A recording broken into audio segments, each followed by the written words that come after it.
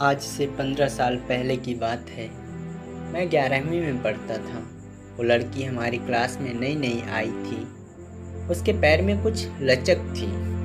शायद कुछ चोट लगी होगी, इसलिए वह थोड़ा लंगड़ा कर चल रही थी।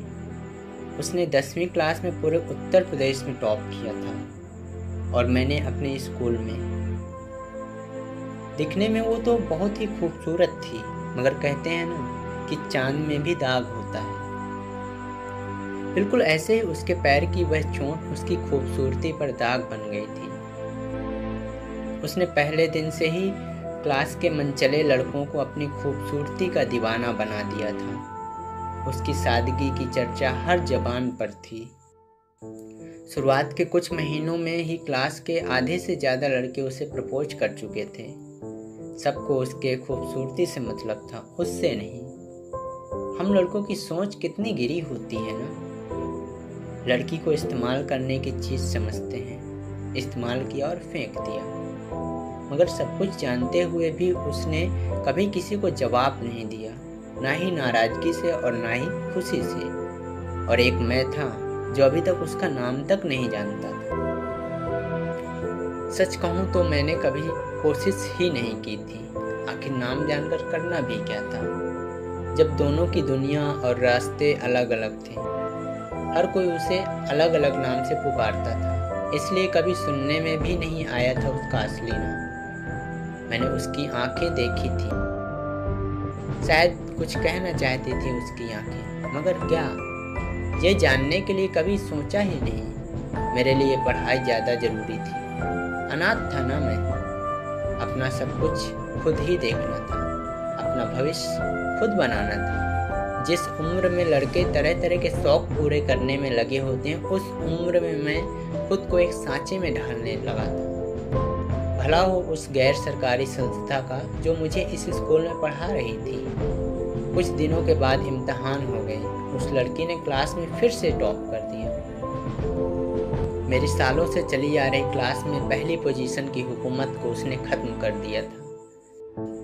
हमारे क्लास टीचर क्लास में आए और बोले, सिमरन, तुमने 96% नंबर लाकर क्लास में टॉप किया है। मुझे धक्का लगा कि मैं पीछे कैसे रह गया। मैं इतनी मेहनत से तो पढ़ा था। टीचर दोबारा बोले, राघव, तुम्हारे 95.8% नंबर आए हैं। तुम दूसरे नंबर पर हो। इस पर मुझे थोड़ी सी राहत मिली कि बस थोड़ा सा फ़र्क है। मगर फ़र्क क्यों है, इसका जवाब मुझे खुद को देना था। यह जवाब मैं कहाँ से लाता। पूरी क्लास में यही सोचता रहा।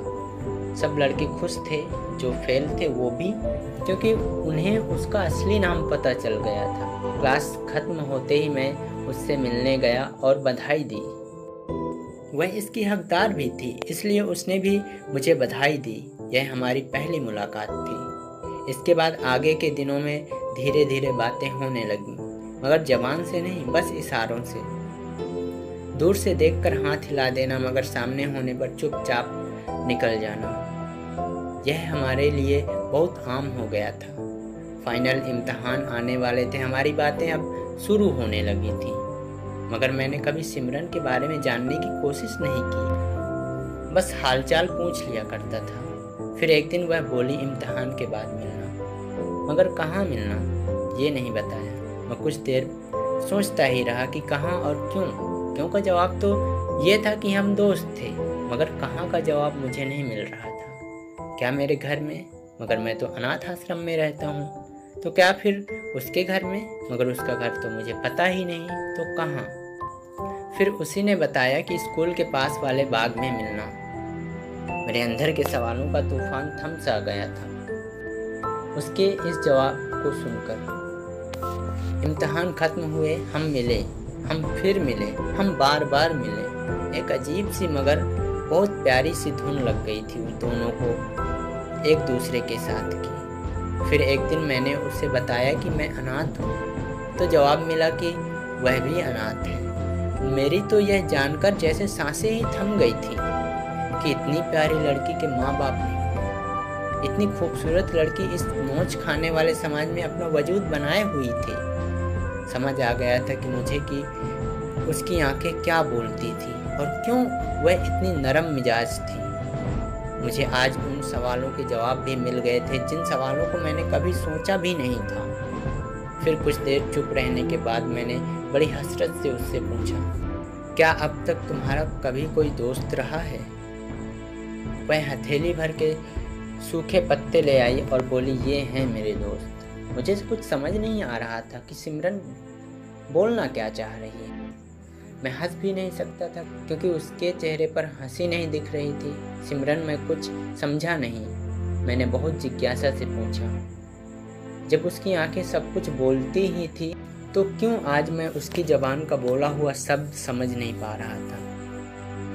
वह चाह रही थी कि उसका यह दोस्त उसकी आंखें पढ़कर जान जाए कि क्यों ये सूखे पत्ते उसके दोस्त थे, मगर उसने नहीं बताया और मैंने भी मान लिया कि शायद दुनिया में कहीं उसका भरोसा टूटा होगा, इसलिए वह ऐसी बातें करती है। हमारी बातों के सिलसिले अब काफ़ी बढ़ गए थे और हम धीरे धीरे बहुत करीब आ गए थे। एक लगाव था, एक अधूरापन था जो साथ रहकर ही पूरा होता था। मैं जानना चाहता था उसका और उसके सूखे पत्तों का ये रिश्ता। मैं इतना करीब तो था उसके, मगर उसके दोस्त अब भी सूखे पत्ते ही थे। फिर एक दिन मेरे मन में यह सवाल उठा कि स्कूल से पढ़ाई खत्म होने के बाद हम कैसे मिलेंगे, मगर यह सवाल मैं उससे सुनना चाहता था और यह भी जानना चाहता था कि वह नहीं पूछेगी, क्योंकि उसे मुझसे ज़्यादा उन सूखे पत्तों से जो लगाव था।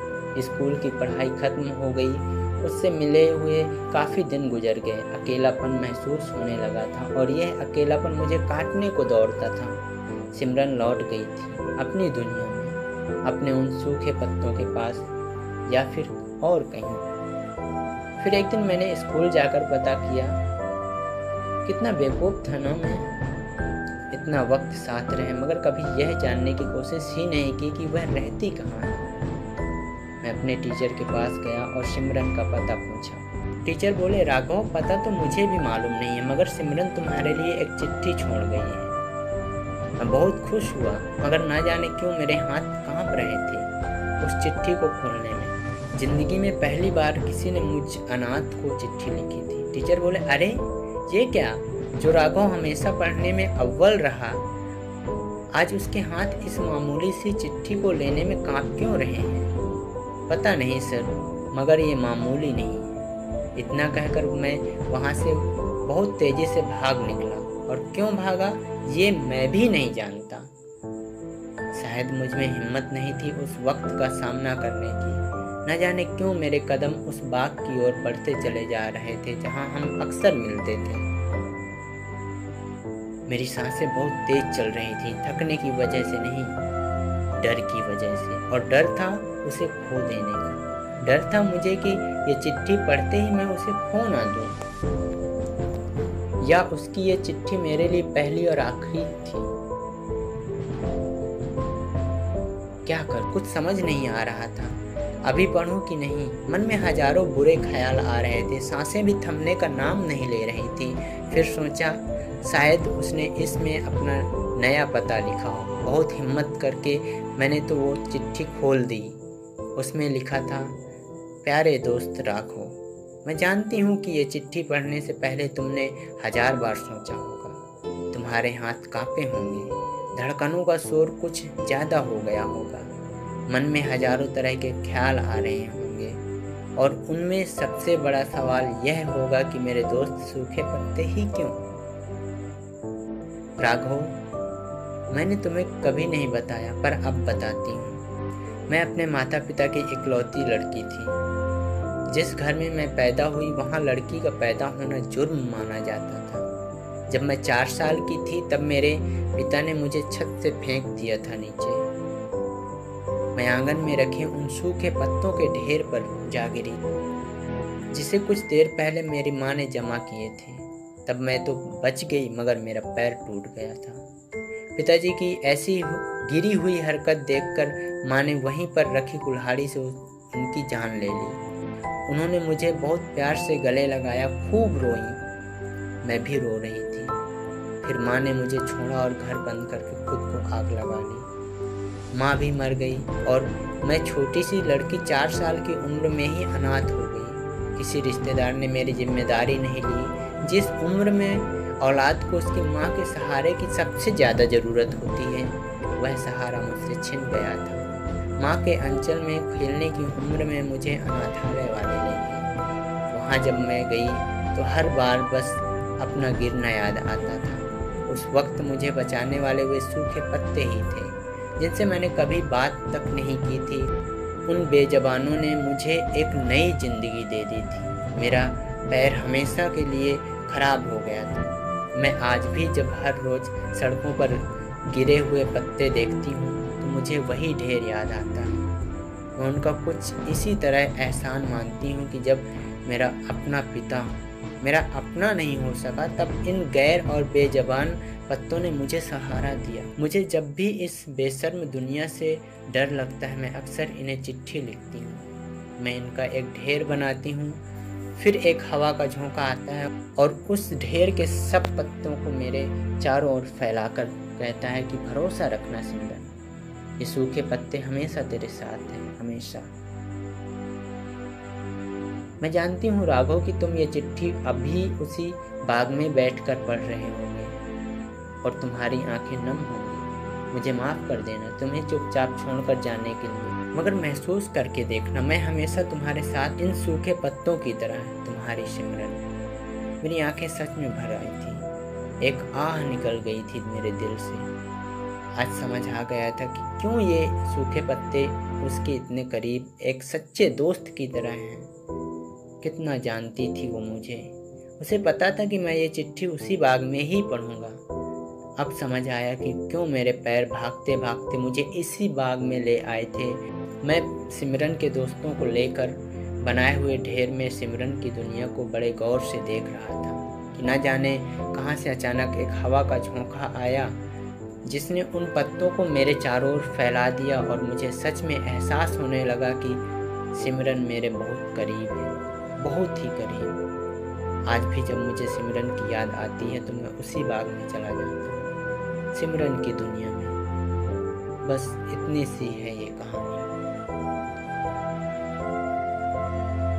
हमारे मित्र द्वारा ये लिखी गई कहानी आपको कैसी लगी हमें कमेंट्स के माध्यम से ज़रूर बताएं और स्टार जोश चैनल को ज़रूर सब्सक्राइब करें।